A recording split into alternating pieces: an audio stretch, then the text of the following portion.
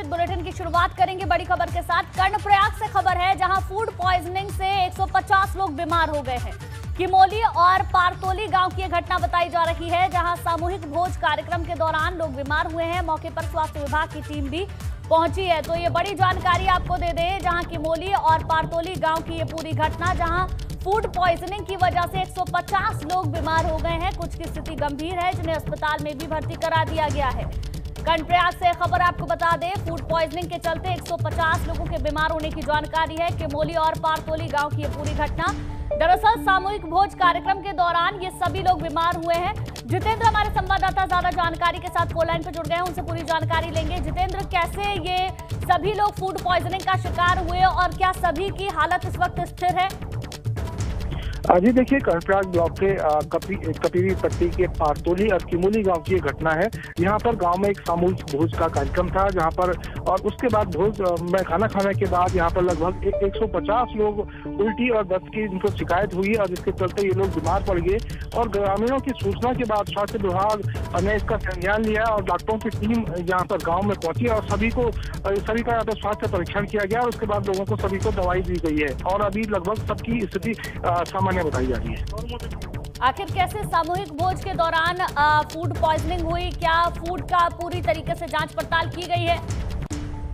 अजी देखिए, जो हमारे ग्रामीणों से जो बातचीत हो पाई है, वो फूड पॉइजनिंग ग्रामीणों के द्वारा बताया गया है और इसमें अब जो खाद्य विभाग है, खाद्य सुरक्षा विभाग है, ये जांच में जुट चुका है कि ये फूड पॉइजनिंग आखिर हुई कैसे।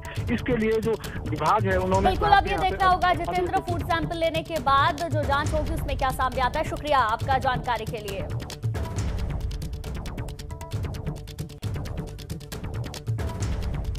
चलिए आगे बढ़ते हैं। आज भारतीय जनता पार्टी का स्थापना दिवस है। इस मौके पर उत्तराखंड में भाजपा कार्यालयों पर कार्यक्रम करवाए जा रहे हैं। देहरादून में भाजपा महानगर कार्यालय पर कार्यक्रम हुआ। इस कार्यक्रम में सीएम पुष्कर सिंह धामी मौजूद रहे। सीएम पुष्कर सिंह धामी ने कहा कि भाजपा सरकार प्रदेश के विकास के लिए कोई कोर कसर नहीं छोड़ेगी। इसके साथ ही सीएम ने कहा कि सरकार करप्शन के खिलाफ है और सूबे में भ्रष्टाचार को बिल्कुल भी बर्दाश्त नहीं किया जाएगा। तो स्थापना दिवस के मौके पर के आधार पर काम करेंगे। अगर किसी जांच की आवश्यकता पड़ेगी तो जांच भी करेंगे। पहले भगत से निरीक्षकों के नियमावली में भी परिवर्तन किया गया है और उसमें जैसे ही विज्ञप्ति निकाली गई 28 पदों के अगेंस्ट सिर्फ 100 आवेदन आए। कोई भी विवादित मामला होगा, मैंने कहा है कि हमारी सरकार पूरी पारदर्शिता के साथ काम करेगी, पूरी मितव्ययता के साथ काम करेगी। और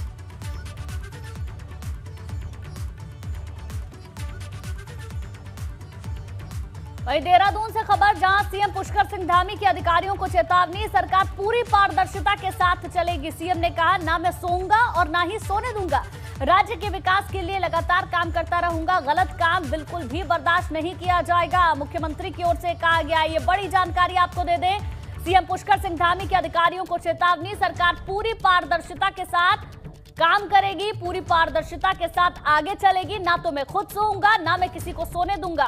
भ्रष्टाचार को बिल्कुल भी बर्दाश्त नहीं किया जाएगा। राज्य के विकास के लिए निरंतर काम करता रहूंगा। ये बात पुष्कर सिंह धामी की ओर से कही गई है।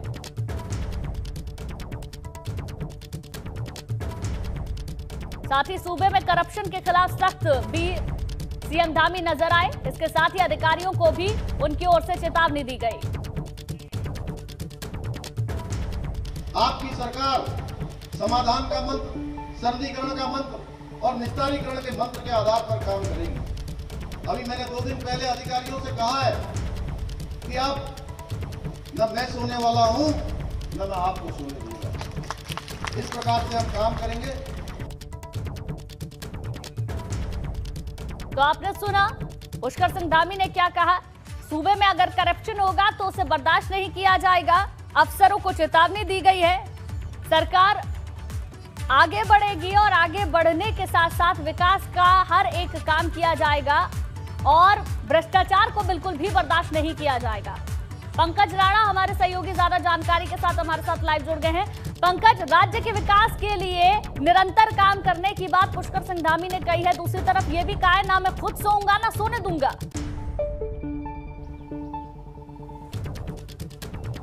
बिल्कुल गुंजन, देखिए अभी सरकार का नया गठन हुआ है और सरकार के मुखिया जिस तरह से संदेश देने की कोशिश कर रहे हैं अधिकारियों को कि किसी भी तरह से जो भ्रष्टाचार है उसको बर्दाश्त नहीं किया जाएगा। सभी अधिकारियों को ये कहा भी गया है कि वो वक्त से अपने दफ्तर पहुँचे, सभी जो जनता है उनके से बातचीत करें, उनके फ़ोन को रिसीव करें, यदि कोई फ़ोन रिसीव नहीं कर पाता तो उसे बैक कॉल करें। और अब ये कहना कि मैं न खुद सोऊंगा और ना सोने दूंगा, तो ये सीधे तौर पर हम इसे इस रूप में देख सकते हैं कि अब कहीं ना कहीं सरकार अपने कुछ बड़े फैसले या कठोर फैसले लेने जा रही है। कठोरता के रूप में हम ये भी कह सकते हैं कि क्योंकि देखिए पिछले दौरान क्योंकि धामी सरकार को बहुत ज़्यादा वक्त नहीं मिला था, 4 से 6 महीने ही सरकार चल पाई और वो भी चुनावों में वक्त बीत गया, तो उस वक्त ये दौर नहीं था कि वो अपनी कठोरता दिखा पाएँ या अपनी पूरी तरह से अधिकारियों को संदेश देने की कोशिश करें कि मैं पूरी तरह से पारदर्शिता लाने की कोशिश करूँगा। लेकिन क्योंकि अब फुल प्रूफ तौर पर सरकार का गठन हो गया है और सरकार बन चुकी है, सरकार अपना काम कर रही है और ऐसे में अब कोई भी अधिकारी या कर्मचारी वक्त से कार्यालय नहीं आएगा या वो किसी भी काम में ढीला ढिवाली करेगा तो उस पर मुख्यमंत्री ने सीधे तौर पर कार्रवाई के निर्देश भी दिए हैं। तो जिस तरह से उन्होंने कहा है कि ना मैं सोऊंगा ना सोने दूंगा, तो ये इस रूप में भी देखा जा सकता है कि वो अधिकारियों को ये कहने की कोशिश कर रहे हैं कि आप अपने काम पर तत्परता बनाए रखें और सर जनता के जो भी काम आपके पास आ रहे हैं उन्हें वक्त पर उसका समाधान करें। की जा रही है कि करप्शन को किसी भी तरीके से बर्दाश्त नहीं किया जाएगा, सभी अपने कामों को बेहतर तरीके से करें, वो बेहतर होगा। ठीक है, बने रहिए आप हमारे साथ। आगे बढ़ते हैं खबरों में। देहरादून में स्मार्ट सिटी के कामों से लोग नाराज दिखाई दे रहे हैं। शहर में जगह जगह सड़कें खुदी हुई हैं, जिससे लोगों को हर रोज परेशानियों से दो चार होना पड़ता है। देहरादून के पलटन बाजार में भी स्मार्ट सिटी के तहत काम करवाए गए कामों पर सवाल उठ रहे हैं। व्यापारियों का कहना है कि स्मार्ट सिटी के तहत जो काम हुए हैं, पलटन बाजार स्मार्ट नहीं बल्कि बदसूरत हो गया है। व्यापारियों का कहना है कि जब से पलटन बाजार में काम हुआ तब से बाजार की हालत और भी ज्यादा खराब हो गई है। तो स्मार्ट सिटी के तहत काम करवाया जा रहा है। पलटन बाजार में करवाए गए कामों से व्यापारी हालांकि संतुष्ट नजर नहीं आ रहा है। बहुत उम्मीदें थी कि ये इतना पैसा सरकार खर्च कर रही है और स्मार्ट सिटी प्रोजेक्ट जो कि एक पीएम का प्रोजेक्ट है, उनका एक मतलब कहना चाहिए कि उनका ब्रेन चाइल्ड भी है और उनका एक पर्सनल उसमें इंटरेस्ट है, तो वो सेंटर से ही गवर्न होता है। बट जो उसके बाद ये तो प्लानिंग तो हो गई, उसके बाद जो एग्जीक्यूशन है वो तो बहुत पुअर है, वर्कमैनशिप बहुत ही घटिया है। तो जो डिज़ायर्ड रिजल्ट आना चाहिए इस पैसे के खर्च होने पे वो तो बिल्कुल नहीं आ रहा है। स्मार्ट सिटी का विषय परसों मैंने बैठक ली थी। ये विषय मेरा शहरी विकास से संबंधित है और मैंने ये भी कहा था कि चूँकि उस दिन 3.5 घंटा बैठक चली थी और उसमें अलग से स्मार्ट सिटी वाले विषय पे भी मैं एक बैठक करूँगा और फिजिकली भी मुझे कहीं जाना पड़े तो मैं देखूँगा। और किसी किस्म की उस दिन भी मैंने यही बात की थी, लापरवाही बर्दाश्त नहीं की जाएगी। और पंकज राणा हमारे सहयोगी लगातार हमारे साथ बने हुए हैं। पंकज, स्मार्ट सिटी के काम को लेकर व्यापारी वर्ग खुश नजर नहीं आ रहा है, क्या कहना है व्यापारी वर्ग को और क्या दिक्कत है उनको? गुंजन, देखिए सिर्फ व्यापारी वर्ग की बात नहीं है, पूरे देहरादून के तमाम जो लोग हैं वो परेशान हैं। तमाम जो सड़कें हैं वो खोद दी गई हैं, सीवर लाइन का काम चल रहा है, कोई तेज लाइन का काम चल रहा है, अंडरग्राउंड बिजली को किया जा रहा है उसका काम चल रहा है, तमाम तरह के काम चल रहे हैं। तो उससे व्यापारी नहीं, तमाम जो लोग हैं, आम जनता है वो ही परेशान है। स्मार्ट सिटी की वजह अगर हम डर्टी सिटी कहें तो ज़्यादा बेहतर होगा, क्योंकि पूरे शहर में पूरी इस वक्त देखिए गर्मी बहुत ज़्यादा हो गई है, हवा चल रही है और धूल उड़ने से आवाजाही में लोगों को बहुत ज़्यादा दिक्कत हो गई है। और गंभीर बात यह है कि स्मार्ट सिटी के तौर पर देहरादून को 3 बार अवार्ड भी दिया गया है भारत सरकार से। ये कहा गया है कि आपने स्मार्ट सिटी के तौर पर बहुत अच्छा काम किया है, लेकिन अगर शहर के आप हालात देखेंगे तो वहाँ पर पूरी तरह से डर्टी शहर नजर आएगा। पूरे शहर के गली मोहल्लों में सड़कें खुदी हुई हैं, तमाम काम किए जा रहे हैं। 2018 से 1000 करोड़ रुपए का ये प्रोजेक्ट है और आप देखेंगे, देखिए ये डंपिंग जोन है मेरे पीछे, यहाँ पर तमाम जो शहर का मलबा है उसको लाकर डाल दिया गया है। पाइपलाइन का जो काम किया जाता है वो डाल दिया गया है। इस साइड में ये स्पोर्ट्स का ग्राउंड है, ये परेड ग्राउंड हुआ करता था कभी, लेकिन अभी से स्मार्ट सिटी के तहत पूरी तरह से इसे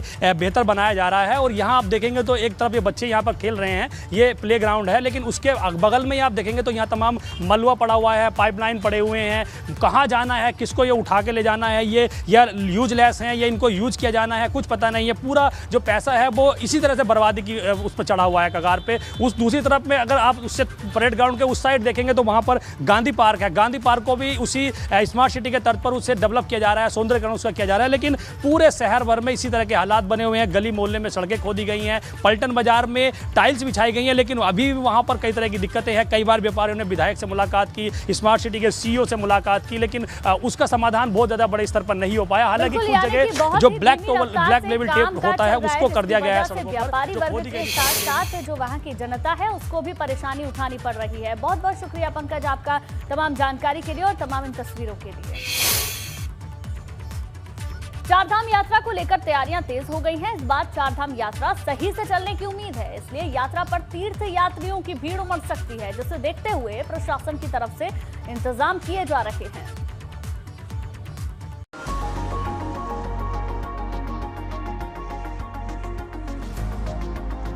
चारधाम यात्रा को शुरू होने में महीने भर से भी कम का वक्त बचा है। ऐसे में प्रशासन की तरफ से भी तैयारियां तेज हो गई हैं। चारधाम यात्रा को लेकर मेडिकल रिलीफ कैंप, एम्बुलेंस और ऑक्सीजन की व्यवस्था की गई है। एक्सपर्ट डॉक्टरों को 15 दिनों की रोटेशन ड्यूटी पर लगाया गया है। इस बार केदारनाथ में 4 बेड का अस्पताल, बद्रीनाथ धाम में 3 बेड का अस्पताल बनेगा, जबकि यमुनोत्री और गंगोत्री धाम में भी 2-2 बेड के अस्पताल बनाए जाएंगे। जितनी भी परमानेंट चिकित्सा इकाइयाँ हैं वहाँ पर हमारी फैसिलिटीज़ काफ़ी हद तक सुदृढ़ कर दी गई हैं।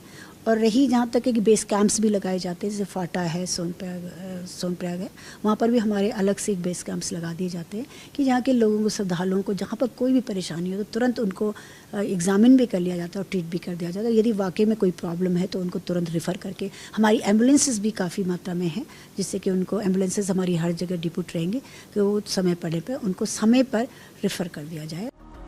इस बार कोरोना की स्थिति कंट्रोल में, इसीलिए उम्मीद है कि चारधाम यात्रा पर बड़ी संख्या में श्रद्धालु पहुंचेंगे। पिछले 2 साल से चारधाम यात्रा सही ढंग से संचालित नहीं हो पाई थी। उम्मीद है कि इस बार सब कुछ ठीक रहेगा और चारधाम फिर से गुलजार होंगे। ABP गंगा के लिए देहरादून से रवि कैंतुरा की रिपोर्ट।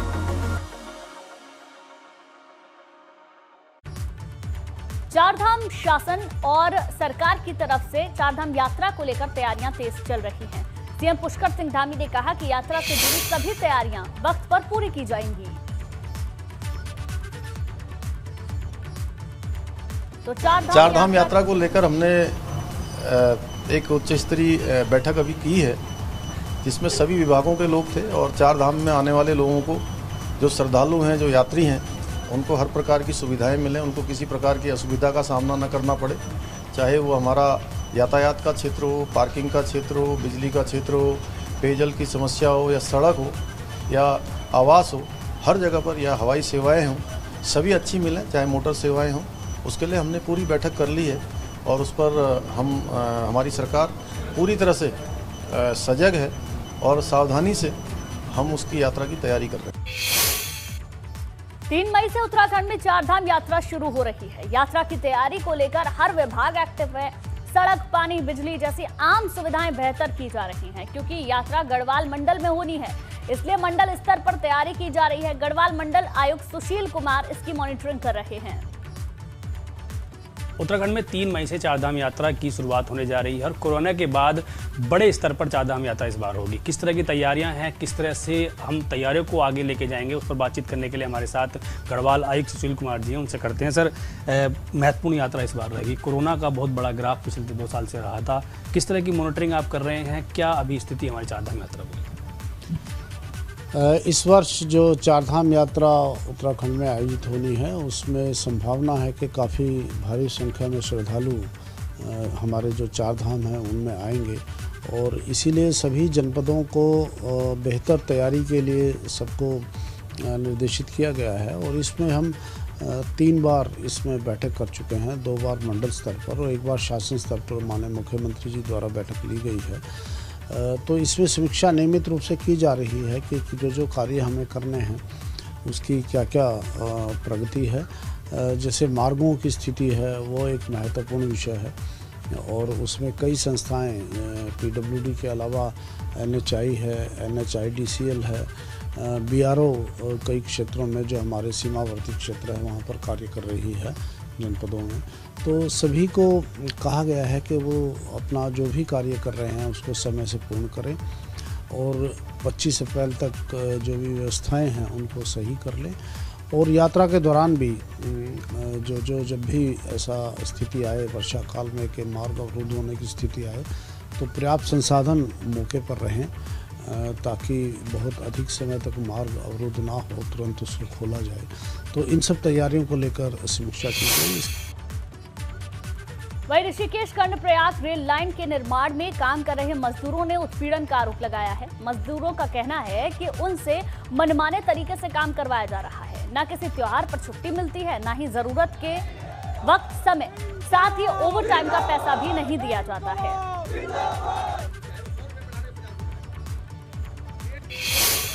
सबसे पहली मांग यही है कि उनकी बहाली की जाए। दूसरा, कानून में है कि 70% लोकल लगाए जाएंगे, जबकि यहाँ पे एक एक करके विदाउट रीजन निकाले जा रहे हैं। बाकायदा हमें पुलिस स्टेशन में भी गए थे, हमने इस बारे में खुल के वार्ता की।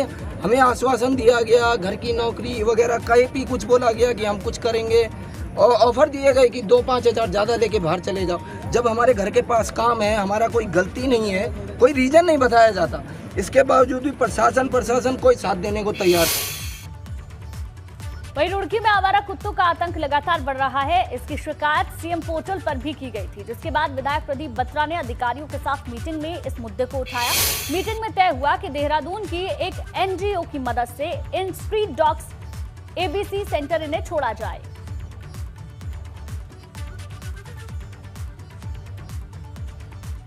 निष्कर्ष निकल के आया है जो नगर निगम द्वारा एबीसी सेंटर बनाया जा रहा है, कुत्तों को वहाँ ले जाकर स्टरलाइज करके उनको फिर दोबारा वहीं पर छोड़ा जाए। इससे ही कुछ बातें निकली हैं और कुछ एबीसी सेंटर को जो है पीपीपी बोर्ड पर हम लोग इसको दे देंगे, जिससे कि एनजीओस को चलाएं और वहाँ पे कुत्तों की देखभाल करें, उनकी देखरेख करें, ताकि जो शहर में जो कुत्तों को रेबीज़ हो गया है और कुत्तों को जो कहते हैं बीमारी हो गई है, उससे वो छुटकारा पा सकें। कोरोना के दौरान बेसहारा हुए बच्चों को सहारा देने के लिए शुरू की गई वात्सल्य योजना की मियाद 31 मार्च को खत्म हो चुकी है। हालांकि 2 साल में इस योजना के तहत कोरोना में अनाथ हुए तकरीबन 4000 बच्चों को गोद लिया जा चुका है, लेकिन अभी भी कुछ ऐसे बच्चे हैं जो इस योजना से नहीं जुड़ पाए हैं। इस संभावना को देखते हुए विभागीय मंत्री रेखा आर्या ने मुख्यमंत्री से आग्रह किया कि इस योजना की मियाद 2 महीने और बढ़ा दी जाए, जिससे छूटे हुए बच्चों को योजना का लाभ मिल सके।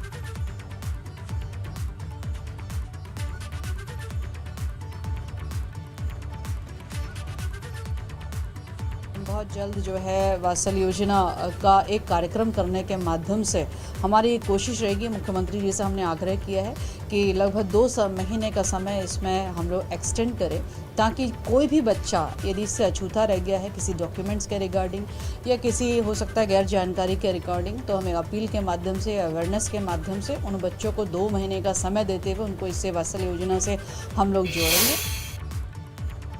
गर्मी बढ़ते ही पहाड़ों पर पानी की किल्लत शुरू हो गई है। आलम यह है कि लोग पानी के लिए कतारों में खड़े हुए नजर आ रहे हैं।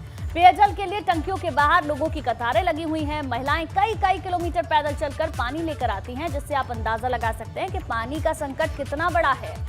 अब देखिए, कुछ तस्वीरें भी आपको दिखा रहे हैं। कई किलोमीटर पानी भरकर महिलाएं लेकर जाती हैं। गर्मी बढ़ते ही पानी की जरूरत और भी ज्यादा पड़ती है, ऐसे में लोगों को परेशानी उठाना पड़ेगी। और अब एक खबर उत्तराखंड के युवाओं के लिए। आने वाले हफ्ते में उत्तराखंड पुलिस सिपाही के 1721 पदों पर भर्ती प्रक्रिया शुरू होगी। भर्ती के लिए 2,60,000 अभ्यर्थियों ने आवेदन किया है। 91,036 महिलाओं और 1,69,000 पुरुषों ने कुल मिलाकर आवेदन किया है। उत्तराखंड पुलिस में करीब 6 साल बाद सिपाहियों की भर्ती निकली है।